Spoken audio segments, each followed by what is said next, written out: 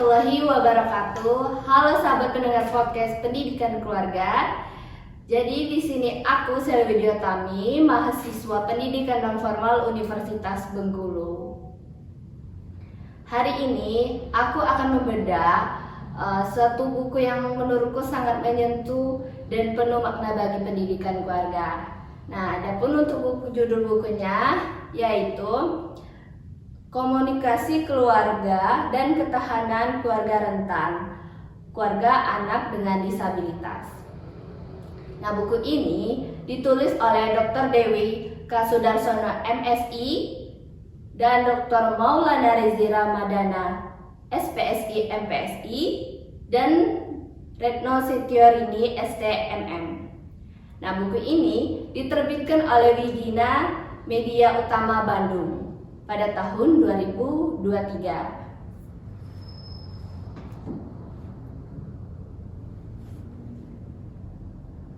Nah, pada covernya ini terlihat bahwa ilustrasinya itu sederhana tapi menyentuh, menampilkan ilustrasi keluarga yang saling berpelukan, menggambarkan kehangatan dan keteguhan hati. Nah, buku ini terdiri dari 5 bab dan memiliki sekitar 66 halaman. Yang menariknya nih, bahwa buku ini menyoroti bagaimana komunikasi menjadi kekuatan utama dalam keluarga anak dengan disabilitas, atau sering disebut dengan keluarga rentan. Nah, jadi karena mereka ini menghadapi tantangan sosial, emosional, dan ekonomi yang lebih berat dibandingkan keluarga lainnya. Jadi kalau kita dan kalian tertarik memahami bagaimana keluarga bisa tetap kuat dan harmonis di tengah tantangan, yuk kita mulai bedah bukunya. Mulai dari bab 1 ya. Nah, di bab pertama ini penulis membuka dengan pemahaman dasar tentang keluarga anak dengan disabilitas.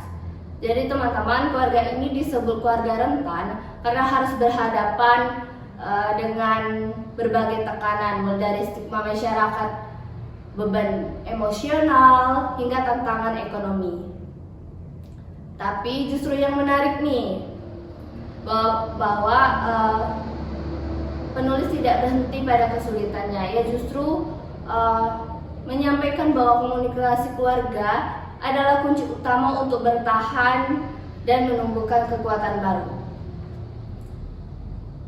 Ketika keluarga itu saling berbagi cerita, saling mendengarkan, dan mendukung dengan empati, maka di sanalah ketahanan mulai tumbuh.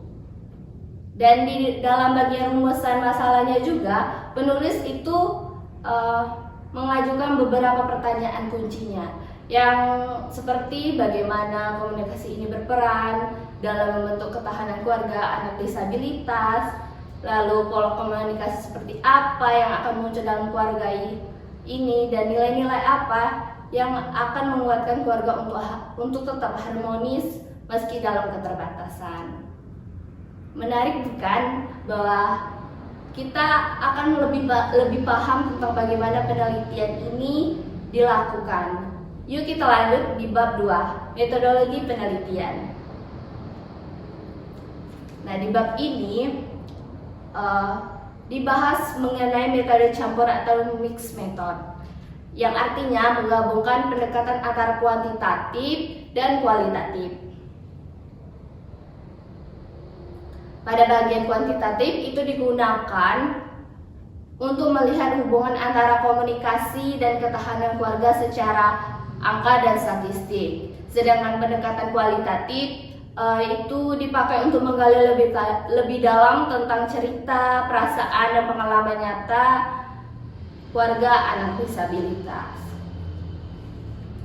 Nah, dalam buku ini juga si penulis menggunakan desain explanatory sequential, yang artinya data kuantitatif ini dijelaskan lebih detail melalui wawancara dan observasi lapangan. Nah, dengan cara ini juga nantinya kita sebagai pembaca bukan hanya melihat angka-angka saja, tetapi bisa ikut lebih merasakan bagaimana sih perjuangan keluarga anak disabilitas dalam menjaga komunikasi dan bertahan. Nah, setelah tahu bagaimana penelitian yang dilakukan, yuk kita masuk ke bagian yang lebih teoritis, yaitu bab 3 tentang teori mutakhir. Nah, pada bab 3 ini kita akan mengulas teori-teori penting tentang komunikasi keluarga dan ketahanan keluarga. Pertama, itu dijelaskan bahwa komunikasi keluarga bukan hanya soal bicara, tetapi proses saling bertukar makna, kadang lewat kata, kadang lewat bahasa tubuh, bahkan ekspresi wajah. Nah, dalam keluarga anak disabilitas, bentuk komunikasi ini seringkali disesuaikan dengan kondisi anak. Kedua, itu ketahanan keluarga. Nah, dijelaskan sebagai kemampuan untuk tetap berfungsi, bahagia, dan saling mendukung meski dalam ketekanan besar. Faktor-faktornya bisa meliputi dukungan emosional, spiritual, sosial, dan ekonomi. Dan yang ketiga, penulis juga menekankan bahwa komunikasi yang baik seperti jujur, terbuka, dan penuh empati. Hal ini bisa membuat keluarga lebih kuat secara emosional dan mental. Dan jadi kita bisa simpulkan bahwa komunikasi itu bukan cuma alat informasi, alat bertukar informasi, tetapi bisa alat penyembuh untuk yang menumbuhkan kekuatan dan harapan bagi yang dijelaskan tadi. Nah, setelah teori dasarnya kita pahami, yuk kita lanjut ke bagian yang paling menarik nih, yaitu hasil dan pembahasan dari penelitian ini, yaitu di bab 4. Nah, pada bab 4 ini, bab pembahasan ini membahas secara konkret hubungan antara komunikasi keluarga dan ketahanan keluarga anak disabilitas. Yang mana keluarga yang menerapkan komunikasi hangat dan empati memiliki ketahanan yang jauh lebih kuat. Keluarga seperti mampu menerima kondisi anak dengan lapang hati, saling menguatkan, dan menyesuaikan diri dengan kebutuhan khusus si anak.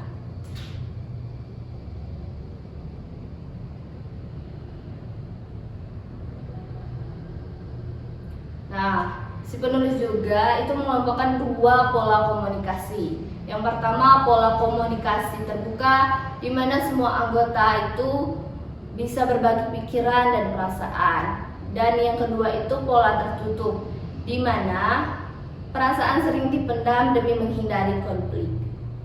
Hasilnya jelas bahwa keluarga dengan pola terbuka dan suportif jauh lebih tangguh.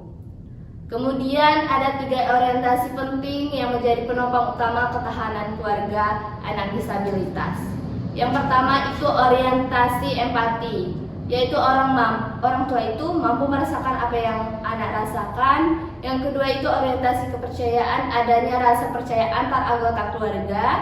Dan yang ketiga orientasi penyesuaian, kemampuan untuk fleksibel menghadapi perubahan. Ketiganya ini ketika berjalan beriringan, komunikasi keluarga bukan hanya menjadi sarana, tetapi menjadi juga sumber kekuatan. Nah, setelah pembahasan panjang ini, mari kita masuk ke bab 5, yaitu bab penutup. Di bab terakhir ini, bisa kita simpulkan bahwa penulis menyatakan bahwa komunikasi keluarga merupakan fondasi utama ketahanan keluarga. Ketahanan keluarga anak disabilitas. Ketahanan tidak hanya muncul begitu saja, tetapi dibangun dari hal-hal sederhana seperti saling mendengarkan, saling menguatkan, dan menerima kenyataan dengan penuh cinta.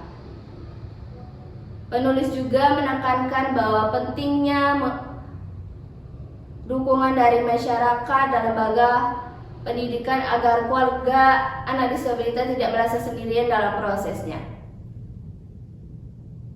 Buku ini sekaligus mengingatkan bahwa pendidik non-formal, relawan, dan masyarakat luas bisa berperan besar melalui pelatihan komunikasi empatik dan pendampingan keluarga rentan.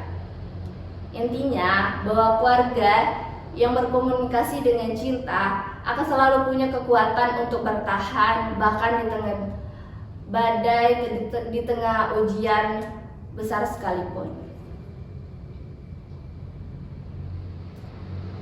Nah, itulah hasil bedah buku Komunikasi Keluarga dan Ketahanan Keluarga Rentan dengan Keluarga Anak dengan Disabilitas, karya Dr. Dewi K. Sudarsono dan tim.